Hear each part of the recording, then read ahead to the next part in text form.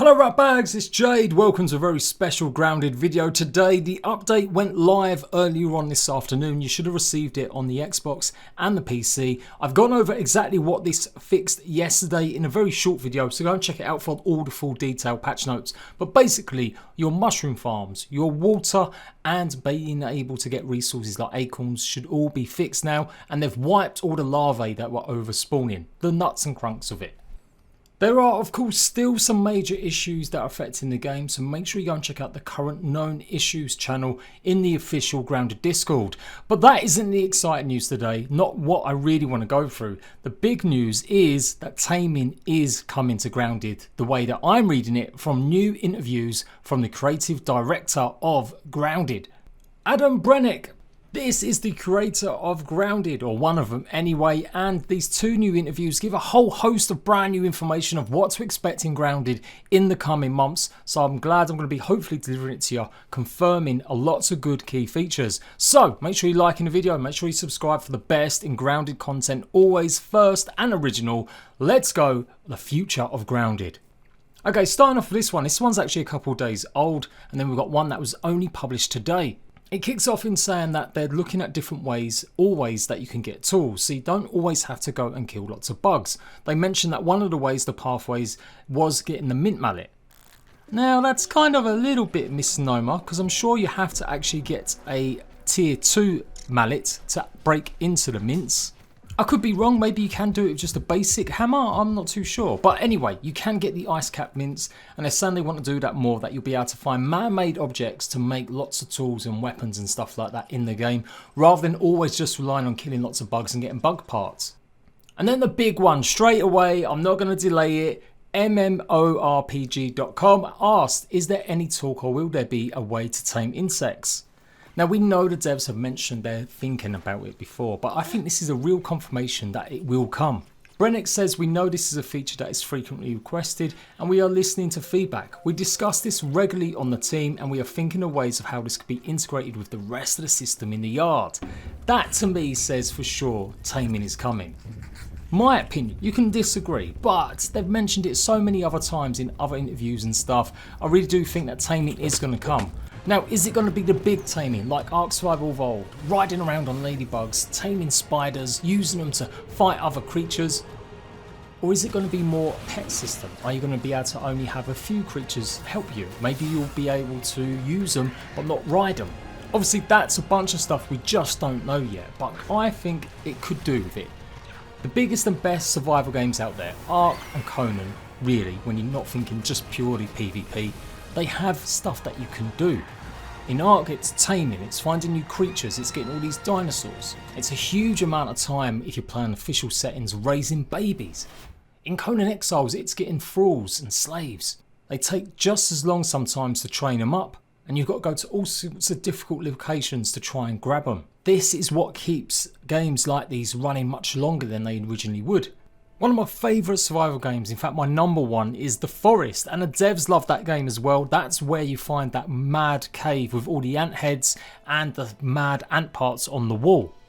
It's directly reenacting parts of the Forest game where you go into caves and you find all these mutant human creatures with all sorts of arms and legs everywhere and heads on rackets and sticks and stuff. But it does have a limit to what you can do because there is no meta.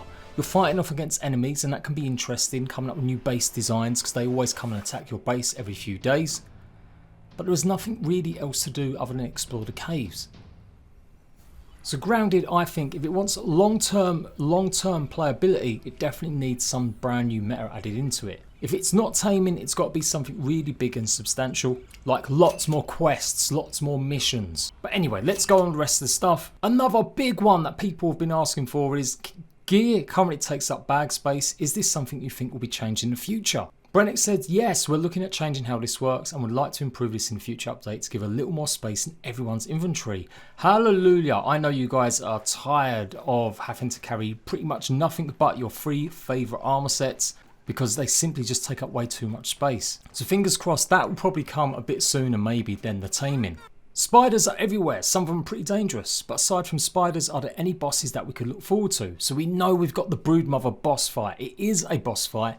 If you actually look at the code when you're spawning in, it is literally called boss. Brennick says here, of course, we have the hedge broodmother in the hedge area as a unique creature, and they are going to improve it and differentiate it by making it different from the other wolf spiders. We would love to add more varieties of bosses with unique traits in the future. That's great stuff. Again, that's part of that meta, which Ark does really well, and Conan does well, pretty good as well, with some enemies that you find in the dungeons.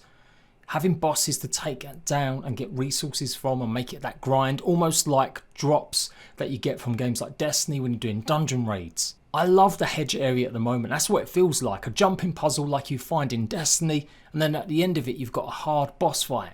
Are there going to be any future items for crafting added to the game? Brennick says they've got lots of ideas and they've got to find a way to make it tangible for players. They're going to add more armour and armour sets, unique pieces of gear, new weapons and tools, and more base building. And next update features a new material in the game that you can craft into new things that the team is excited to show off soon, and will continue to expand on the options with each update. I think that's the B armour set. I think we're going to be getting the full B armour set. I know we've got the rotten armour set, but it's missing its buff. It's not great because it's damaged. So what if we get the full stuff? We think these could be coming on the 27th of August. Then again, maybe it's something completely different. Maybe it's to do with more of the water stuff like the fish scales, and you're going to need that obviously because that makes all of the koi armor. But whatever it is, it looks like it's coming very soon, and they're going to be doing this every update. Have you ever got sick and tired of having to craft one individual item like woven fibre? Well, it looks like they're going to be adding auto crafting as well, so you'll hopefully be able to craft 10 of them, and you'll make 10 of them while you go about your business. It looks like armor's not the only thing that's going to give bonuses or perks. It looks like the characters may have upgradable perks and buffs in the future too. Now this is one of the things that I saw from an older interview. They really wanted these guys to have their own personalities, hence why you can't customize their faces or their bodies or anything. It is their characters. Pete, Willow, you get the idea. It's them. They want you to play as them characters, but do what you kind of want. But I've always thought they could add lots of customization options in terms of clothing, items to wear, items to find, cosmetics. But this is brand new news to me that they're going to think about actually adding perks and buffs to it. Maybe it'll be a case of you being able to find something in the world and it'll give you a permanent perk. Or maybe it's just going to expand on stuff like the smoothies where they give you perks. So, committing that they're going to be updating the game every single month. They also talk about DLC in this next answer to a question. Basically, MMORPG asks, is DLC coming? Obsidian and Brennick pretty much say they're going to close out early access game preview. They're updating every single month, and once they hit 1.0, the full story will be unlocked and with all the endgame content. They don't have any plans for traditional DLC just yet. Anything we see in early access will be there for the full release. That doesn't mean they make changes, but it's not going to be repackaged and sold. Ark Survival Evolved quite famously had a bunch of stuff that they said was coming to the game pretty much on a monthly basis, were adding stuff to the future, and then a lot of that ended up getting transitioned to DLC. So I'm really glad to see Obsidian are kind of being really upfront and pretty good people if they're not going to just try shoehorn it into DLC. It's good that they're concentrating just on the main game right now. I'm sure a lot of you guys that have been grumbling that there's not enough content will be happy to hear. So that's pretty much where it ends. A pretty short one, but great content, great stuff there. That is a fantastic little interview with a bunch of information. Now this next one's a little bit more in depth, talking about the developer and Adam and pretty much his background. He's worked at Obsidian for 16 years. He's worked on some of their big projects, some of their small ones, and he's been one of the creative directors on Dungeon Siege DLC, and he helped pretty much make Pillars of Eternity 2. He goes on to say that pretty much when they finished making Pillars of Eternity 2 Deadfire, they started looking around about what they could do. They had a bit of time because they were still just about talking to Microsoft about getting bought out by them. And so a group of the developers said they wanted to do something fresh. They like playing survival games, and they got the approval that they could go ahead and try something. Now originally they were going to come up with something more traditional. Imagine something maybe like Rust or Ark or Conan. But then they decided they want to do something a bit more crazy, a little bit more original. Him and Bobby Knoll got into the office and pretty much brainstormed a bunch of different ideas for the perfect survival game. And that's where the idea of surviving in the backyard came from. They've got a pretty big history. I always remember them making Alpha Protocol and of course Fallout New Vegas, but I totally forgot they made South Park: The Stick of Truth, and of course they've recently did The Outer Worlds. Brennan goes on to say that one of the best things they've done, or one of the things that really tie everything together, is making cool worlds, and that's what they've always done for all their games.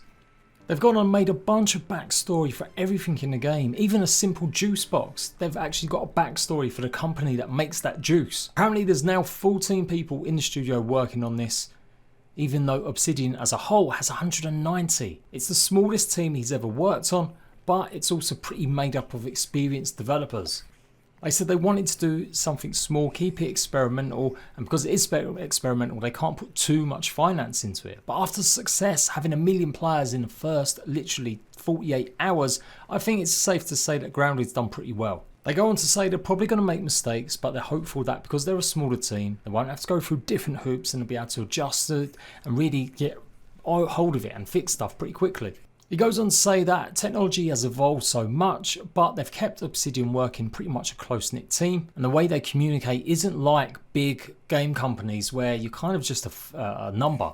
They pretty much talk how he can go to the co-founder's office or give him a call and just run something by him. He carries on and says that personal touch of being able to reach out to all the employees, even without being acquired by Microsoft, it still feels the same way. Microsoft's been amazing at keeping that culture of the studio intact. They've just got more resources to make even better games.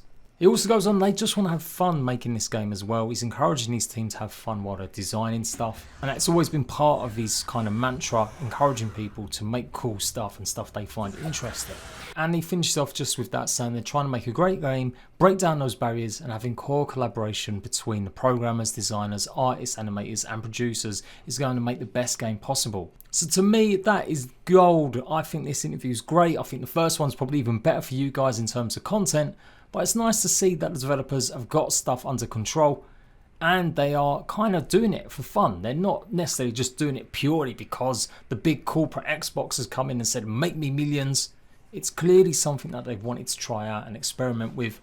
And that usually means they've got much better creativity coming through to the game. So yeah, as always, any future developments, as soon as you get any confirmation about Taming, I'll be the first person to let you know it's coming. And anything else that we saw in this interviews, I will let you guys know. Let me know how the update went. If there's any problems or issues, make sure you join the official Grounded Discord and report them. Or I do believe they've got a special place you can go on the forums. I'll leave this in the comment section for you to check it out if you have got any feedback. I am off for a few days now with my family, going to the beach with my kids. So content may be a little bit shorter, but hopefully we'll have Grounded content pretty much every day. So until next week, I'll see you rat bags later.